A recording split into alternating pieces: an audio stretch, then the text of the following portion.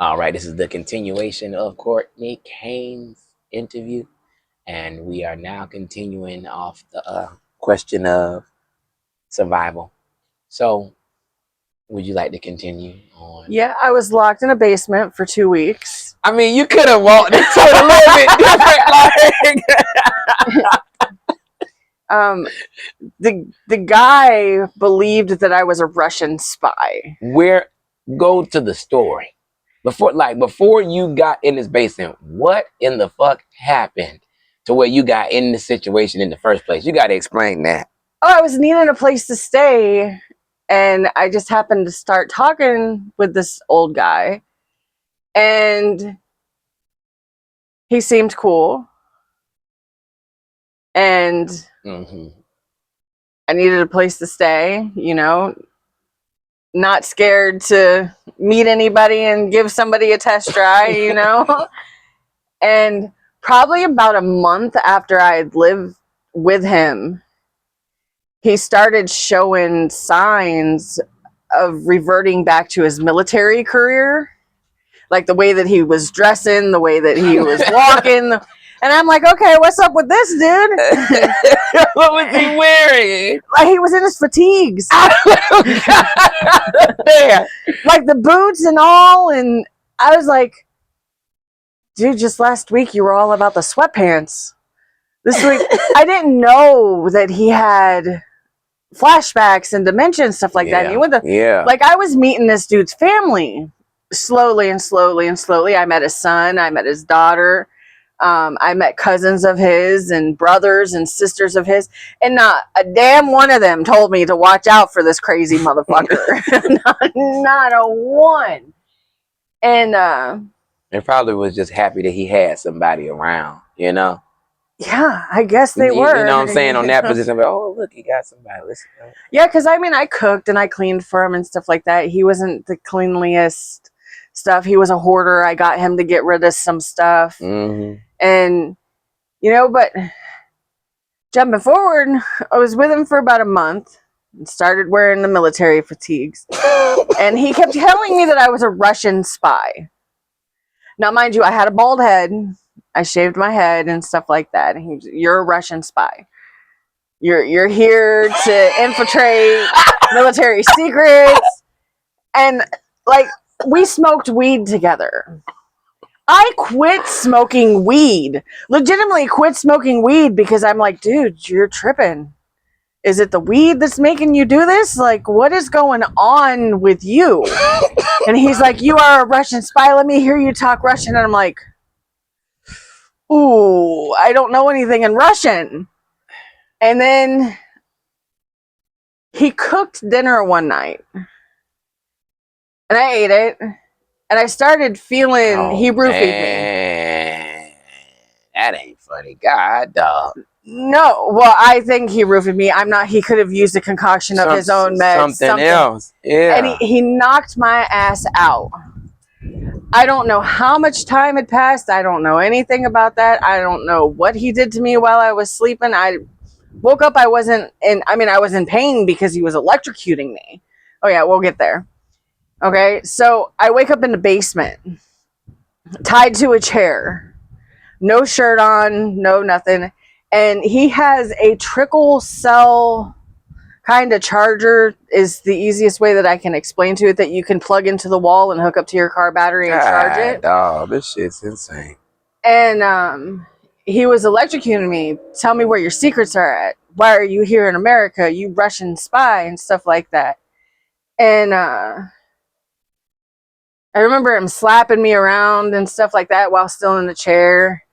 And he untied my left hand and put it on a table and strapped it down and was getting ready to pull my fingernails off when somebody come barging in. And I had been down there at least 2 weeks. I'm listening. And somebody barged into the basement because they couldn't find him, haven't been able to find him, and heard him screaming, where you're here, Russian spy, and stuff like that. And they knew something was crazy going on. Yeah. Well, it was the dude's cousin. He just happened to Look at me, look at knocked. I mean, pile drive. Whoa. That dude straight to the ground. Scooped me up, chair and all, and got me out of the house. He's like, unstrapping me outside. He's like, I don't know if you want medical treatment. I don't know how you feel about this. He's like, but to me, you're fine. He's like, my wife is an RN. I can have you looked at right now. He's like, I'd prefer to keep this out of the news. I'd prefer to keep this away from the cops. Dad's going in home.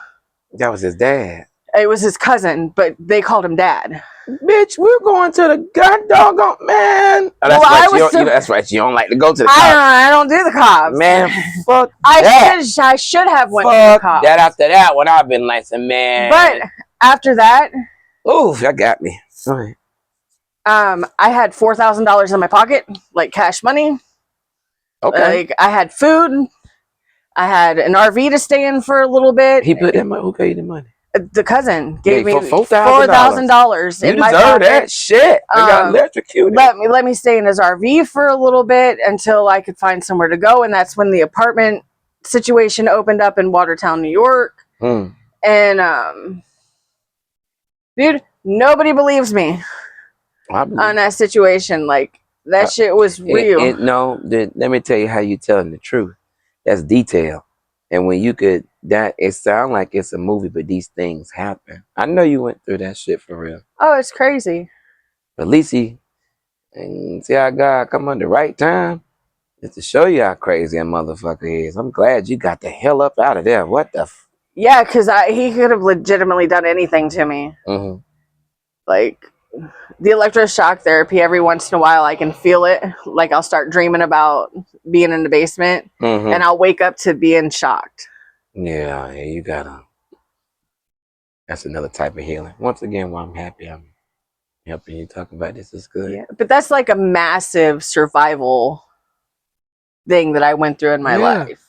Yeah, that's number one over everything. God, I'm afraid. Shit, is there anything else? No, but leading up to everything in Watertown, I was begging my mom to come and get me. Mom, you need to come and get me. There's weird shit going on here in New York. You need to come get me. You need to come get me.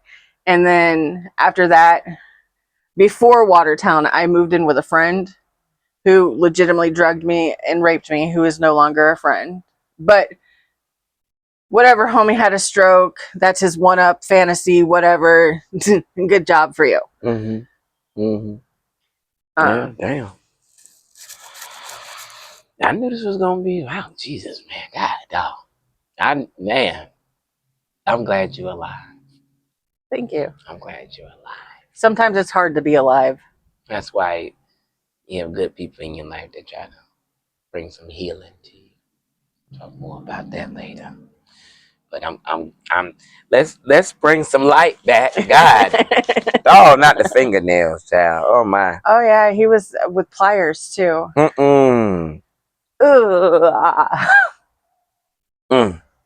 Okay. Well, where do you see yourself in 2 years? In the next 2 years, where do you see yourself? Somewhere in a camper, a drivable camper. Somewhere, not here. I don't know if it's going to be Montana. I don't know if it's going to be Wyoming. I don't know if it's going to be Texas. I don't know if it could be South Florida, North Florida, but not here. Not here at Meridian. Just finding your place where you believe you're supposed to go. And that'll come together. But yeah, okay. I'm glad to hear that. Still taking everything in, but glad to hear that. This is a cool one. What age do you remember the beginning of your life? I would say around 16, 17 months old. Oh, okay. Oh, wow. Yeah. I remember hanging out with my grandma a lot and my mom and stuff like that. Hanging out with my brother, bloody in my brother's nose because he would steal my toys. My older brother, Roger. Yeah. But I remember that. And I don't know if it's because of stories my mom and my grandma told me about that area of age range. But I remember that. But the distinctive memory would have to be my 30s. Okay. Life seems to just be Like I remember bits and pieces, but it's like a fade. Mm-hmm. I understand. I completely understand. I just know I just put it that way, simple and sweet. I understand.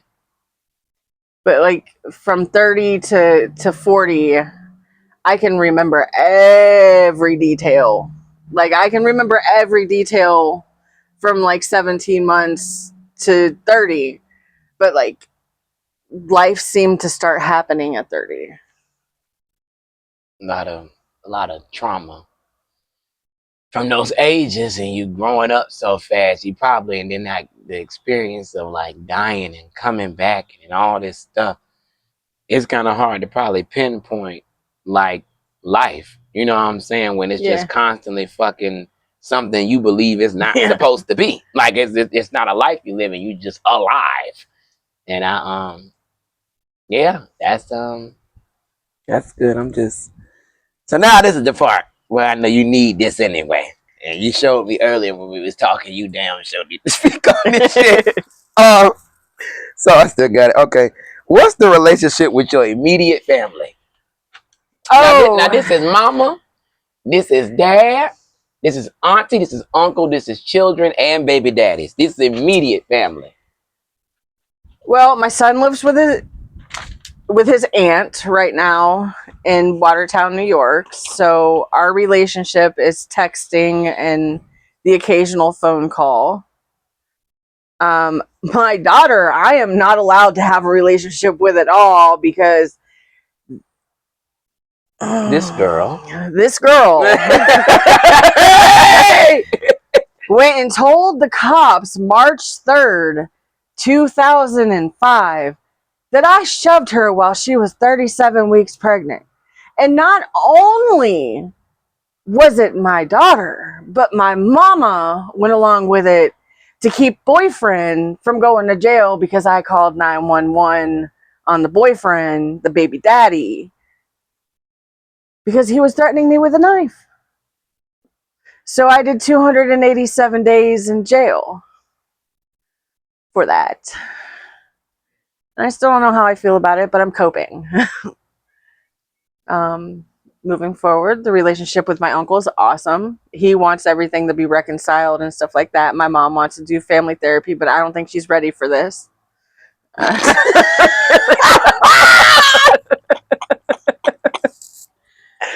No, I don't think she's ready for it because you have built up energy of truth ready to take it down.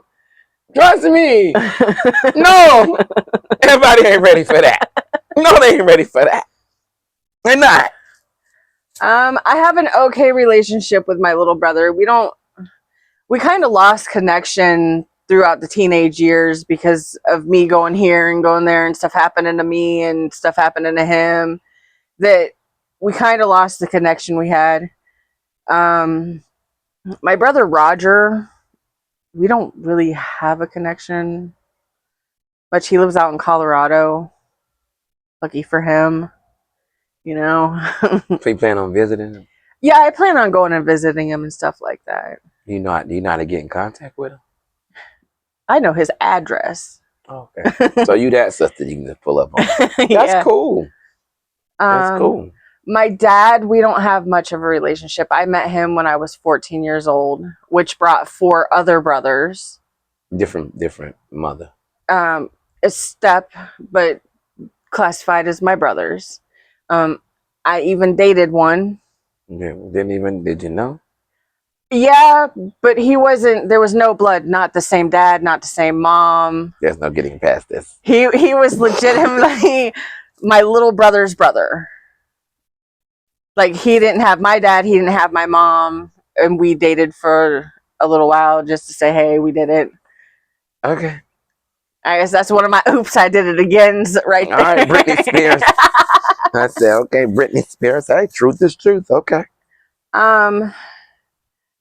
Let's see. Cousins, I don't really talk to anymore. Like, we were the Fab Five growing up, but you get older and you just kind of lose connection with people. Mm-hmm.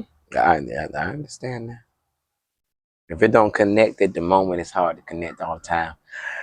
And you have to want to connect with people where they're at. And I'm learning myself, as I'm getting older, some people just don't want to. Yeah. They don't want to communicate unless it involves their Something. life in some shape or way. There's have to be some incentive or something, which is kind of sad, but Yeah, and I'd like to clarify it's Uncle Odie that I have an impeccable relationship with. okay, that loves you and everything's Yeah. good. Well, at least you always got somebody who gives a damn about you genuinely, and it's good to they say God always put one person there, if not a couple. So that's great. I just wanted to know. See, you got all types of different emotions for them, child. That daughter gonna get it. But I'm not going to put my hands I on know her. that. Of course, you're not My gonna. words might get on her, Yeah, but because a lie's a lie, and yeah, and I didn't raise her to lie like that. Like, you're going to hold a grudge against something that happened that you wanted to do when you were a child. They wanted to sleep outside like the Western days. Okay. I found lawn chairs so they're not on the ground with the spiders and the snakes and stuff. Like, because snakes crawl at night too. They don't just crawl during the day. And they were lifted up. I was maintaining the fire and stuff like that for them. They had snacks, they had blankets, they had pillows, they had water. No, no, no, that was wrong. Wrong answer. Do not pass go. I apparently locked them out of the house. I would not let them in. I never went outside. I slept inside. I didn't sleep at all that night. I was caring for my babies. Right. Just did you talk to her at all? I can't talk to my daughter, but I talk. My son's like, "Mom, I know what it is. Skylar's just being a bitch." Well, just you don't know what's went on since you haven't talked to her. Yeah. So wait till you come back, because you might be like, yeah, you done paid the price, bitch. Yeah. That happens. That tends to happen.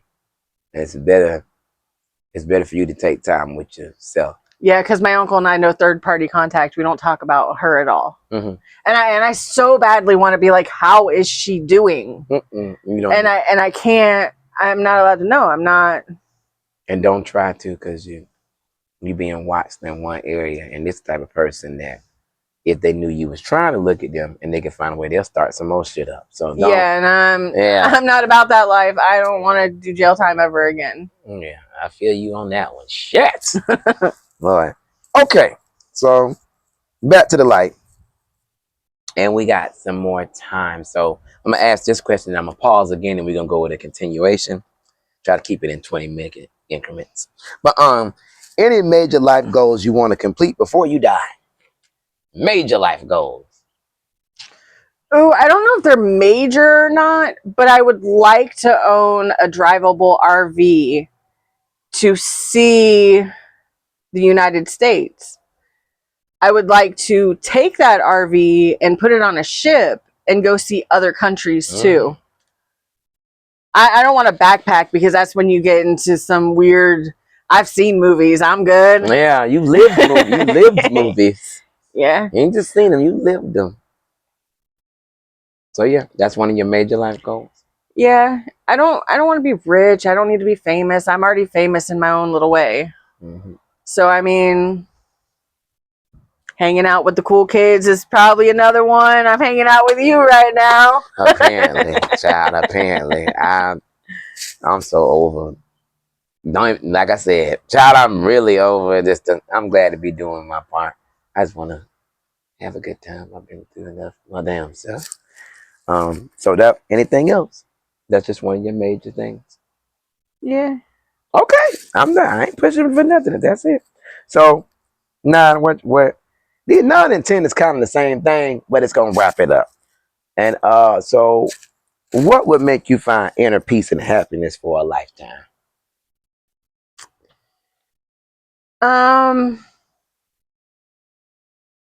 That RV. Because then I'm not, like, it's stable, but I'm not stationary. Yes. I can go where I want to go, and I have my freedom. You know, I can travel. I can put people in it that want to travel with me, and I can do my own thing. Meet other people that like to go travel in campers and get a little clique together, and I will be a part of it.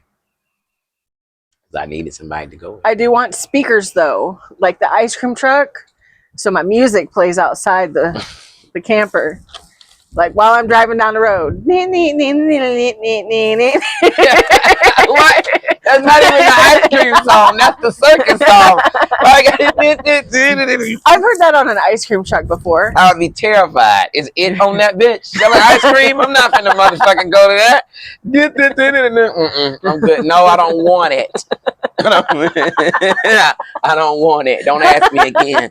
I see the red balloon, bitch. No. Pretty much. You ain't got to stop. We go ahead and just do the last question. And this is all of you. What do you need out of this life? As you know, you have another life since you've left here multiple times. Well, right now I need oxygen,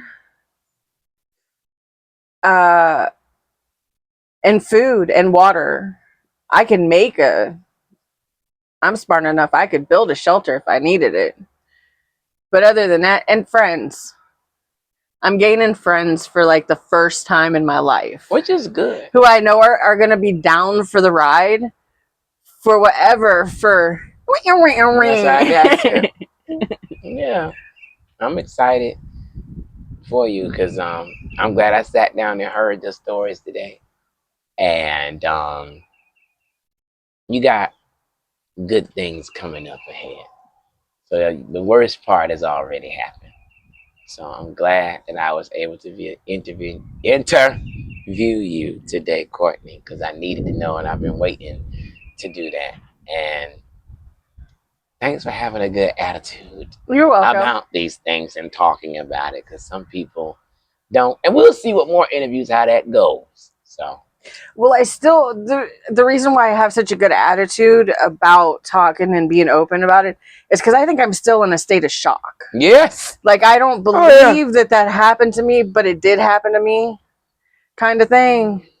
So, but I'm getting treatment, and this helps right here. That's what's the point, because you're going to hear yourself back. I'm nervous about that. I'm going to play it right now. Ain't no point not to. Well, it's one thing to be in shock and it's one thing to be in grief. So, long as you get to your stages of grief and realize that it shocked you that it happened, that's when the healing's gonna occur, and you're in the process now. So, glad I could talk to you. Thanks for having me. Glad to have you. Like, seriously, this is fun. So, all right. This is Ethan Williams. This is Courtney Cain, and I'm signing out.